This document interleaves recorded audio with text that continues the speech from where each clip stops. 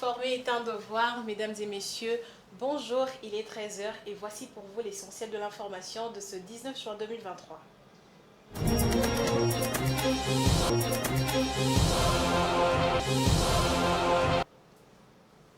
Commençons par cette information. 6 projets de décret ont été adoptés par le gouvernement en vue de leur signature par le Premier ministre. Ces projets sont inscrits dans le cadre de la poursuite de la mise en œuvre du plan d'action de renforcement du dispositif de la RDC pour lutter contre le blanchiment des capitaux et le financement du terrorisme. Des amples détails avec le porte-parole du gouvernement qui fait la lecture du compte-rendu de la 102e réunion du Conseil de ministres présidée par le président de la République, Félix Tshisekedi. Dans le cadre de la poursuite de la mise en œuvre du plan d'action de renforcement du dispositif de notre pays pour la lutte contre les blanchiments des capitaux et les financements du terrorisme, le ministre des Finances a présenté au Conseil 6 projets de décrets pour examen et approbation en vue de leur signature par le Premier ministre chef du gouvernement. Il a indiqué que ces différents textes concrétisent ainsi les recommandations du groupe d'action financière GAFI dans les respects des délais qui ont été impartis. En effet, le premier projet de décret porte sur la création, l'organisation et les fonctionnements du comité de pilotage et de suivi de l'exécution du plan d'action du groupe d'examen de la coopération internationale du GAFI. Projet de décret fixant l'organisation et les fonctionnements de la cellule nationale de renseignement financier CNRF. Projet de décret fixant organisation et fonctionnement du comité consultatif de lutte contre les blanchiments de capitaux et les financements du terrorisme et de la prolifération COLUB, projet de décret fixant organisation et fonctionnement d'un établissement public dénommé Fonds de lutte contre le crime organisé FOLUCO, projet de décret fixant l'organisation et le fonctionnement du comité interministériel de lutte contre le blanchiment de capitaux et les financements du terrorisme et de la prolifération. Afin de se conformer aux exigences tant du GAFI que de la nouvelle loi portant sur la lutte contre les blanchiments de capitaux et les financements du terrorisme et la prolifération des armes de destruction massive, le ministre des Finances a présenté les derniers projets de décret, celui portant sur la désignation, l'organisation et les fonctionnements d'une autorité de supervision et de contrôle des entreprises et professions non financières désignées. Conformément aux prescrits de ces décrets, cette mission de supervision est confiée à la cellule nationale de renseignement financier CNRF. Après amendement, débat et délibération, ces 6 projets de décret ont été adoptés. Quelles solutions pour stopper les déplacements massifs et précaires des populations dans la région de l'Afrique de l'Est? La question a été au centre de la conférence ministérielle tenue du 15 au 16 juin à Kampala, en Ouganda. La gestion des réfugiés est une préoccupation majeure, particulièrement en République démocratique du Congo. C'est ce qu'a déclaré le vice-premier ministre en charge de l'Intérieur et Sécurité, Peter Kazadi, qui a expliqué les causes de l'afflux des réfugiés et a appelé les États de la région à s'engager pour une paix durable. Suivez le vice-premier ministre en charge de l'Intérieur, Peter Kazadi. Parler des solutions durables nous impose de réfléchir sur les causes profondes de ces déplacements forcés et de proposer des solutions appropriées dans les cadres de notre région. Comme déjà relevé, les déplacements forcés en République démocratique du Congo sont dus aux violences armées. De ce fait, il s'avère important que les États membres s'engagent ensemble pour lutter contre toutes ces violences et imposer la paix et la stabilité dans notre région. Seule la paix et la sécurité peuvent arrêter tous les mouvements de déplacements forcés. Nous pensons que pour arrêter les mouvements des réfugiés, il faut absolument stopper la guerre injustement imposée à mon pays par notre voisin le Rwanda. Pour terminer,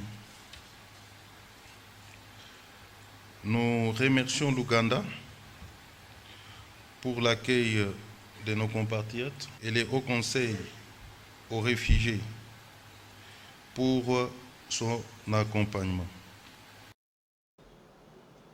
Parlons à présent de la victoire de Léopard de la RDC face aux Panthères du Gabon.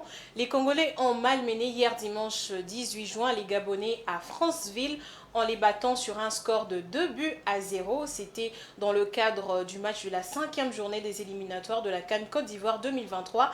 Les buts congolais ont été marqués par Aaron Chibola à la 33e minute et Fiston Kalala à la 83e minute. Suivez. Vous avez vu en bas de votre écran, Patrice Neveu, il est bien en dehors de sa zone technique. Hein. Il est très proche des joueurs. Attention, à sa tête, et la reprise de la tête victorieuse. Le but pour la RDC. Le but qui change tout de Chibola pour toucher ce ballon et le mettre au fond à 0 pour les visiteurs, pour la République démocratique du Congo. Les Léopards reprennent pleinement espoir en vue de la qualification avec ce but. Alors, vous parlez il y a quelques minutes de la qualité du corner frappé par les Gabonais, mais regardez, ce corner est sortant dans la bonne zone, au-dessus des joueurs qui occupent ce premier poteau, et derrière, ben voilà, c'est Chibola qui vient inscrire ce but, ouvrir le score, hein, surtout, mais regardez Masuaku, hein, on connaît la qualité de sa patte gauche, c'est précis, et derrière ça fait mal, malheureusement pour les Gabonais. On ne peut pas reprocher à mon homme de ne pas avoir intervenu sur ce corner parce qu'il est extrêmement bien frappé. Oh, Babika place une accélération. Oh, il trouve personne dans cette zone-là. Ouais, attention parce qu'on montre des signes, pas de fébrilité, mais on a l'impression qu'on... Ouais, il n'y a pas d'enjeu, attention. Attention à ce ballon, là sur le côté. Bon, il est un petit peu seul, mais le soutien peut arriver. Fiston Mayele. Oh là là là. Le but exceptionnel de l'homme en forme. L'homme en pleine confiance, le meilleur buteur de la Coupe de la Confédération de la CAF. Il n'a pas réussi à la gagner avec les Young Africans, battus par l'USMA en finale. Mais lui, il est vraiment en forme. Et il le montre avec sa sélection. Sébastien De Sabre vient de le mettre sur le terrain et il marque ce but du 2-0. Les Congolais sont en train de réussir le coup parfait. Ouais, sur un ballon perdu un petit peu bêtement. Fiston Mayele, regardez, il est seul, hein, il n'est pas hors jeu. Il y a 3 joueurs. Le passement de jambes et derrière, bah voilà, la confiance d'un attaquant qui a fait une grosse saison du côté des Young Africans, qui a été jusqu'en finale de la Coupe des Confédérations. Et là, il vient tout simplement plier ce match, hein, parce qu'on mettrait des signes de fébrilité du côté du Gabon. Et il vient... La Banque centrale du Nigeria a annoncé avoir mis fin à la segmentation du marché d'échange et a ouvert des possibilités visant à faciliter les échanges commerciaux dans le pays. Ces mesures avaient été annoncées la semaine dernière par le président nigérien Bola Tinubu qui souhaite réorganiser des politiques monétaires afin d'harmoniser les taux de change multiples du pays dans le cadre du vaste plan de transformation du pays. Suivez nos confrères d'Africa 24.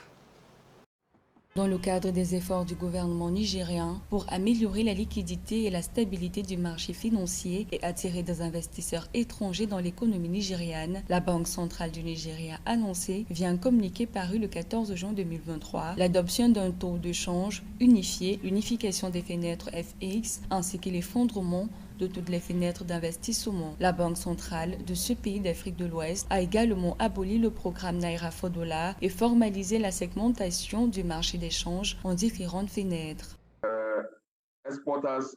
Les exportateurs s'interrogeaient sur le fait d'exporter et de recevoir leur argent à travers une fenêtre en ligne à travers laquelle il sera donné un coup pour marchander par le gouvernement. Cela n'encourage pas les exportateurs et n'encourage d'ailleurs pas d'investissement direct étranger. Avec ces annonces, nous espérons que plusieurs investisseurs viendront dans ce pays.